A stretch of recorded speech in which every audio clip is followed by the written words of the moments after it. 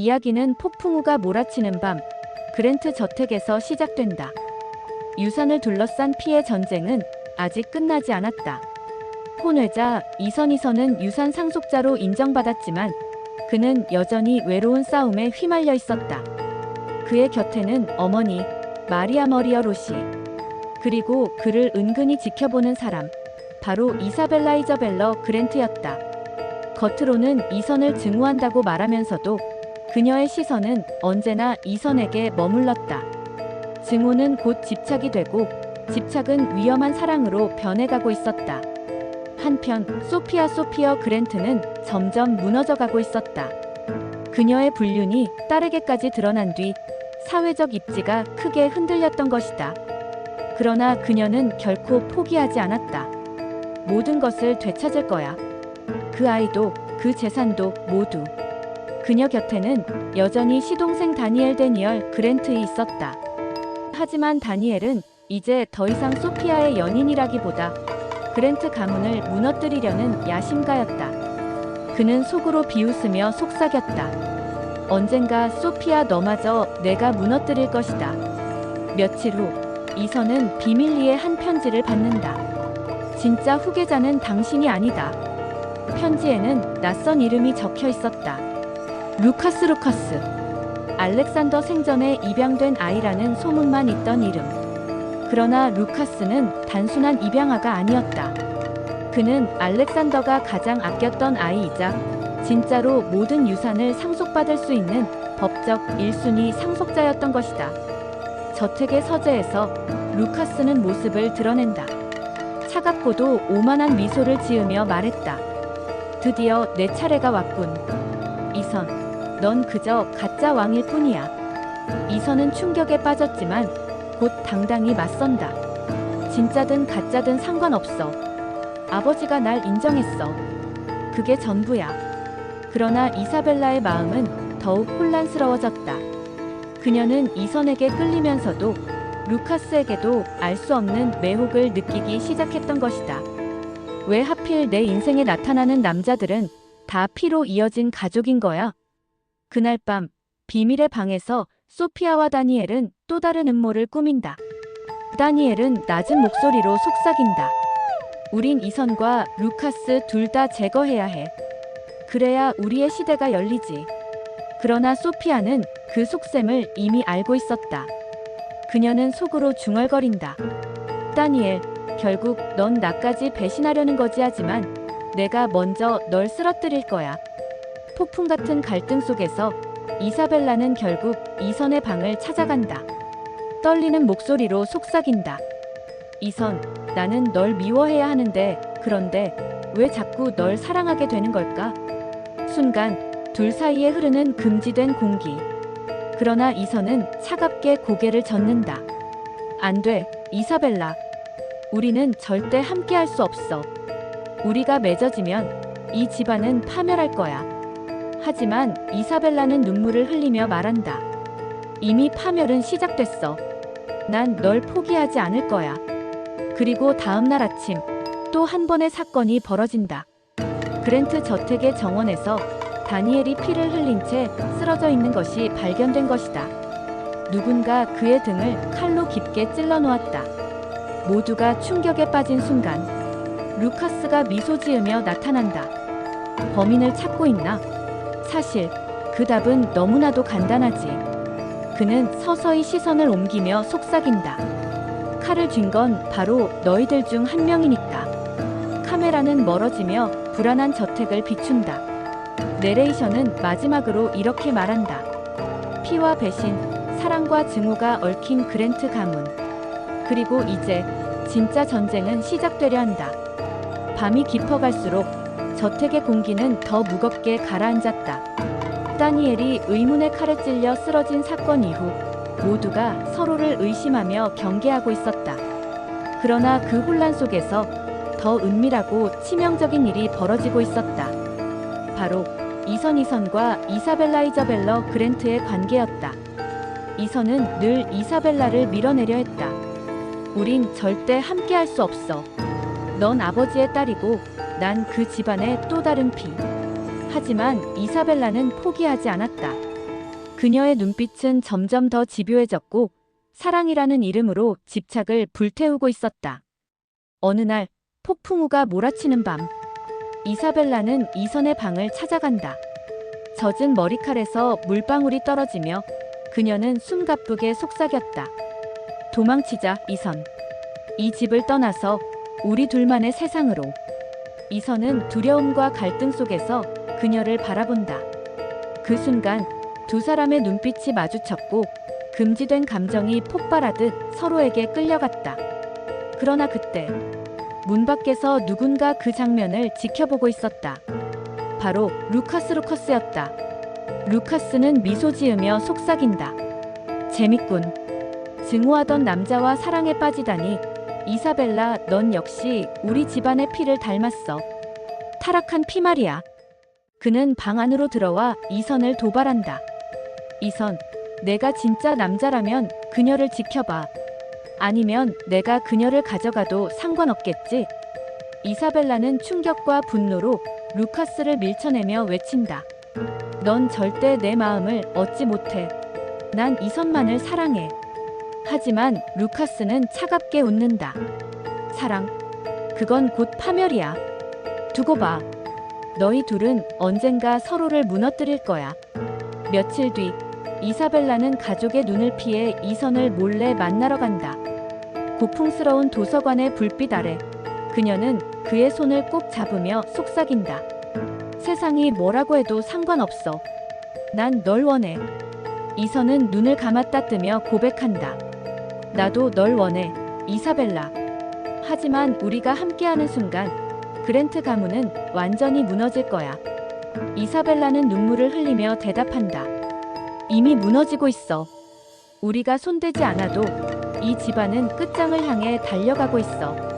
그 순간 두 사람은 서로를 끌어안는다. 타인의 시선을 두려워하면서도 멈출 수 없는 불꽃 같은 사랑이었다. 하지만 그들의 미래를 알고 있는 또 다른 인물이 있었다. 바로 소피어 그랜트. 딸과 이선의 비밀스러운 관계를 알게 된 그녀는 분노에 몸을 떨었다. 내 딸이 저 사생아와 사랑에 빠지다니. 절대 용납할 수 없어. 그럼 이제 딸마저 내 손으로 끊어내야겠군. 소피아는 차가운 결심을 굳힌다. 그리고 은밀히 움직이며 한 사람에게 명령을 내린다. 이선과 이사벨라 둘 다 없애. 그게 우리 가문을 지키는 길이야. 그러나 카메라는 어둠 속에서 미소 짓는 루카스를 비춘다. 그는 모든 사건을 지켜보며 속삭인다. 사랑은 곧 무기지. 그 무기로 서로를 파멸시키는 걸 난 즐기기만 하면 돼. 내레이션은 마지막으로 이렇게 말한다. 그랜트 가문을 집어삼킨 것은 재산도 권력도 아닌 사랑이었다. 그리고 그 사랑이야말로 가장 치명적인 비극의 시작이었다. 어느 날 밤 그랜트 저택의 거대한 홀에서 연회가 열렸다. 겉으로는 가문의 명성을 지키기 위한 자선 파티였지만 실상은 소피아가 꾸민 함정이었다. 이선과 이자벨러 그랜트의 비밀스러운 관계는 이미 소피아의 귀에 들어갔고 그녀는 그것을 세상 앞에 폭로해 두 사람을 파멸시키려 했다. 소피아는 은밀히 다짐했다. 내 딸이 사생아와 사랑에 빠지다니 그 수치심을 세상에 알리고 그 자리에서 두 사람을 무너뜨려야 해. 연회장은 화려한 샹들리에 아래에서 귀족과 재벌들로 가득했다. 이선은 어머니 마리아와 함께 초대받았고 이사벨라는 화려한 드레스를 입고 홀의 중심에 섰다. 그들의 눈빛은 잠시 마주쳤고 그 순간 주변의 소음은 모두 사라진 듯 했다. 그러나 그 달콤한 공기는 오래가지 못했다. 정적이 흐른 순간 소피아가 무대 위에 올라섰다. 그녀는 와인잔을 들고 우아하게 미소 지으며 말했다. 오늘 밤 여러분께 특별한 소식을 알려야겠군요. 우리 그랜트 가문에 추악한 비밀이 숨겨져 있답니다. 순간 사람들의 시선이 집중되었다. 소피아는 차갑게 웃으며 딸을 가리켰다. 이사벨라, 내 딸이자 이 집안의 후계자. 하지만 그녀가 사랑한 이는 그녀의 시선이 이선을 향한다. 바로 제 남편의 사생아입니다. 연회장은 충격으로 얼어붙었다. 사람들의 수군거림이 폭풍처럼 몰아쳤다. 이사벨라는 창백해진 얼굴로 외쳤다. 엄마, 그만해. 이건 내 삶이야. 하지만 소피아는 더욱 잔혹한 미소를 지으며 대답한다. 아니, 이건 가문의 수치야. 넌 내 딸이지만 동시에 내 가장 큰 적이 되었어. 이선은 사람들 앞에서 떨리는 목소리로 외친다.